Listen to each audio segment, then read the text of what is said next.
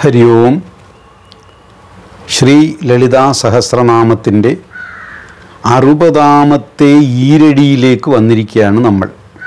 244ാമത്തെ തിരുനാമം. ചരാചര ജഗന്നാഥ ചക്രരാജനികേതന പാർവതീ പത്മനയന പത്മരാഗസമപ്രഭ. ഇതാണ് 60ാമത്തെ ഈരടി. നാമം 244. ചരാചര ജഗന്നാഥ, ചരങ്ങളും അചരങ്ങളുമായ ജഗത്തിൻ്റെ എല്ലാം നാഥയായവൾ. ചരം എന്ന് പറഞ്ഞാൽ ചലിക്കുന്ന, അചരം എന്ന് പറഞ്ഞാൽ ചലിക്കാത്ത. ഈ സസ്യങ്ങൾ, പർവ്വതങ്ങൾ, ഇതൊന്നും ചലിക്കുന്നവയല്ലല്ലോ. എന്നാൽ ജീവജാലങ്ങളുണ്ടല്ലോ, ജീവികൾ, പറവകൾ, മറ്റ് ജന്തുജാലങ്ങൾ, ഇതൊക്കെ ചലിക്കുന്നതാണ്. വെള്ളം ചലിക്കുന്നതാണ്. അപ്പോൾ ചലിക്കുന്നതും ചലിക്കാത്തതും അങ്ങനെ രണ്ട് രീതിയിലാണ് ജീവജാലങ്ങളെ മൊത്തത്തിൽ ഉൾപ്പെടുത്തിയിരിക്കുന്നത്. ചരാചരങ്ങളുടെ ചരിക്കുകയും ചരിക്കാതിരിക്കുകയും അചരങ്ങളുമായ ഈ ജഗത്തിൻ്റെ മുഴുവൻ നാഥയായവൾ.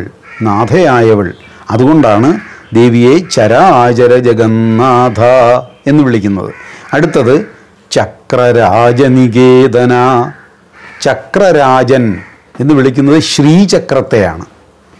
അപ്പോൾ ശ്രീചക്രം ഈ പ്രപഞ്ചത്തിൻ്റെ ജിയോമെട്രിക്കൽ രൂപമാണ് ശ്രീചക്രം. അപ്പോൾ ഈ ശ്രീചക്രത്തിൻ്റെ ഒരു പ്രത്യേകത നമ്മൾ മുമ്പതൊന്ന് പഠിച്ചതാണ്. ശ്രീചക്രത്തിൻ്റെ ഒരു പ്രത്യേകത പ്രപഞ്ചത്തിൻ്റെ സൂക്ഷ്മ രൂപമായതുകൊണ്ട് ആ ചക്രം എവിടെങ്കിലും വെച്ചാൽ അതിൽ നിന്ന് പ്രാണ ഊർജം പ്രസരിക്കും. ഒരു ക്ലിപ്ത ദൂരത്തേക്ക് അത് പ്രസരിച്ചുകൊണ്ടിരിക്കും. അപ്പോൾ ഇവിടെ ആ പ്രാണ ഊർജത്തെയാണ് സൂചിപ്പിക്കുന്നത്.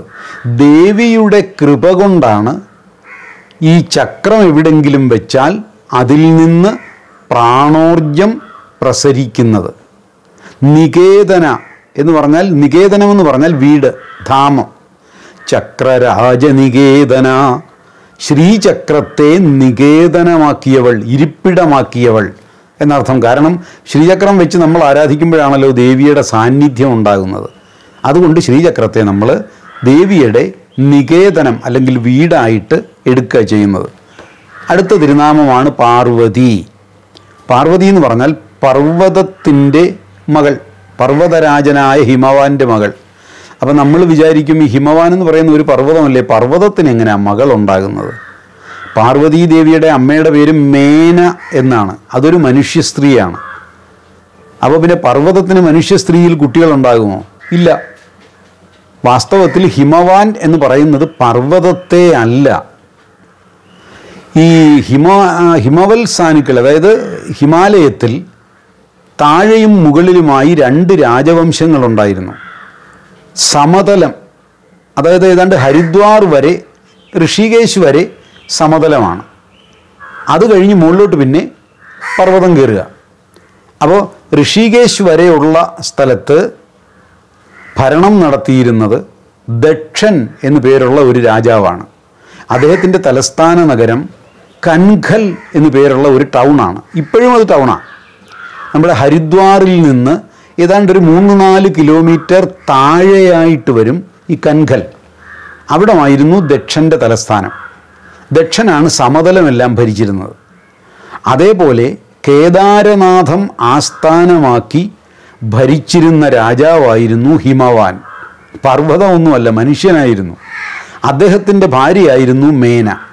അദ്ദേഹത്തിൻ്റെ മകളായിട്ടാണ് പാർവതീദേവി വന്നു പിറക്കുന്നത്. ഈ പാർവതീദേവിയെയാണ് ശ്രീ പരമേശ്വരൻ എന്നു പേരുള്ള ആദിയോഗിയാണ് ആദിയോഗി വിവാഹം കഴിക്കുന്നത്. അപ്പോൾ പാർവതീദേവിയാണ് ആദിയോഗിനി, ശ്രീ പരമേശ്വരനാണ് ആദിയോഗി. അപ്പോൾ അദ്ദേഹം വന്ന് വിവാഹം കഴിക്കുന്നത്. അവരുടെ കഥയാണ് നമ്മൾ കുമാരസംഭവത്തിൽ പൊടിപ്പും തൊങ്ങലും ഒക്കെ ചേർത്ത് കേൾക്കുന്നത്. കുമാരസംഭവം എന്ന് പറയുന്ന കഥ തന്നെ കുറച്ച് പൊടിപ്പും തൊങ്ങലും ഒക്കെ ഉണ്ട്. എന്നിരുന്നാൽ പോലും ഈ വസ്തുതയാണ്, ഈ ചരിത്ര വസ്തുതയെയാണ് അത് സൂചിപ്പിക്കുന്നത്. അപ്പോൾ ദേവി പാർവതി, അതുകൊണ്ടാണ് ദേവിയെ പാർവതി എന്ന് വിളിക്കുന്നത്. പർവ്വതരാജനായ ഹിമവാൻ്റെ മകൾ പാർവതി.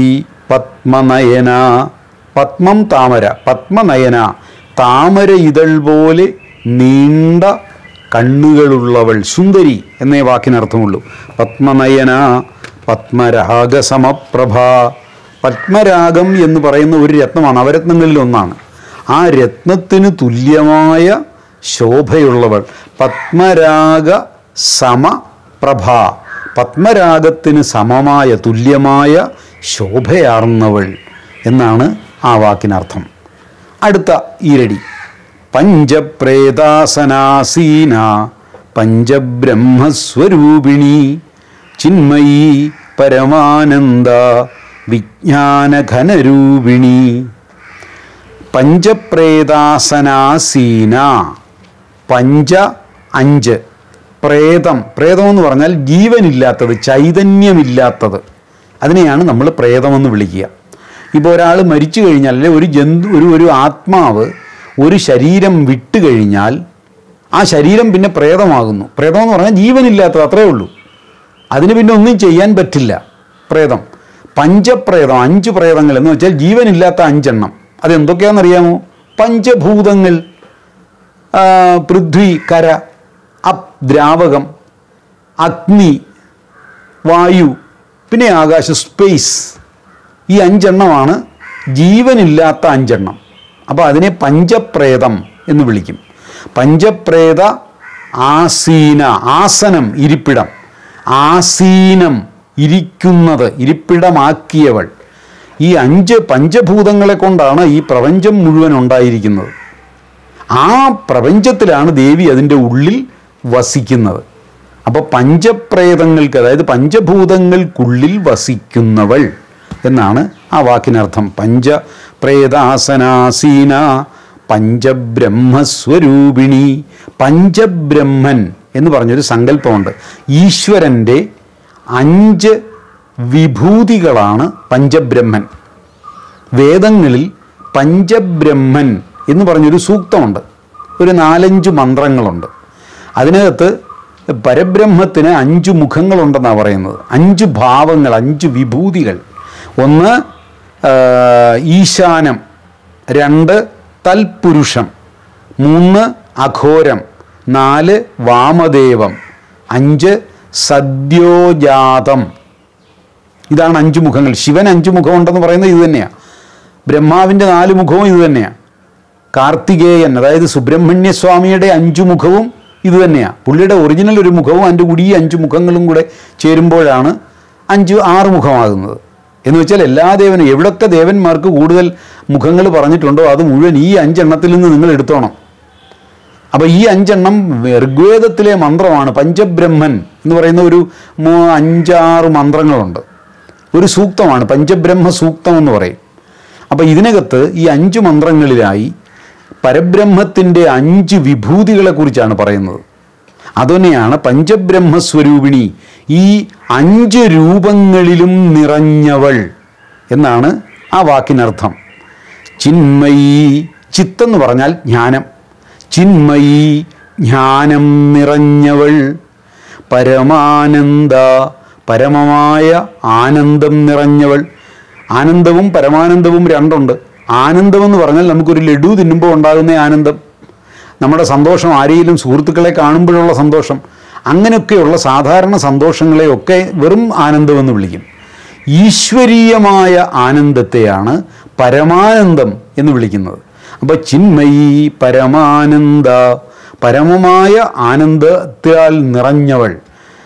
വിജ്ഞാനഘനരൂപിണി, വിജ്ഞാനഘനരൂപിണി. വിജ്ഞാനമെന്ന് പറഞ്ഞാൽ അറിവ് 2 രീതിയിലുണ്ട്, വിജ്ഞാനവും ജ്ഞാനവും. വിജ്ഞാനമെന്ന് പറഞ്ഞാൽ വിശേഷജ്ഞാനം എന്ന് വെച്ചാൽ ഭൗതിക ജ്ഞാനം. ഒന്നുകൂടെ വെച്ചാൽ ഫിസിക്സ്, കെമിസ്ട്രി, ബയോളജി, സുവോളജി എന്നൊക്കെ പറയുന്ന നമ്മുടെ ഭൗതികമായ അറിവിന് മുഴുവനും പറയുന്ന പേരാണ് വിജ്ഞാനം. ജ്ഞാനമെന്ന് പറഞ്ഞാൽ ഈശ്വരനെയും ആത്മാവിനെയും കുറിച്ചുള്ള ജ്ഞാനത്തെയാണ് ജ്ഞാനം എന്ന് പറയുക. ഇതിന് ഉപനിഷത്തുകളിൽ ജ്ഞാനത്തിന് വിദ്യ എന്ന് വിളിക്കും, മറ്റേ വിജ്ഞാനത്തിന് അവിദ്യ എന്നും വിളിക്കും. അതെപ്പോഴും ഓർമ്മ വേണം. വിദ്യ എന്ന് പറഞ്ഞാൽ ആധ്യാത്മിക ജ്ഞാനം, അത് ജ്ഞാനമെന്നും അറിയപ്പെടുന്നു. അപ്പോൾ വിജ്ഞാനഘനരൂപിണി, വിജ്ഞാനം ഘനരൂപമാർന്നവൾ, അതായത് വിജ്ഞാനം സാന്ദ്രമായവൾ. വെള്ളം ഇതുപോലെ മേഘം പോലെ വെള്ളം മേഘമാകുന്നത് പോലെ സകല അറിവുകളും ഏകീകരിക്കപ്പെട്ടവൾ എന്നാണ് ആ വാക്കിനർത്ഥം. വിജ്ഞാനഘനരൂപിണി.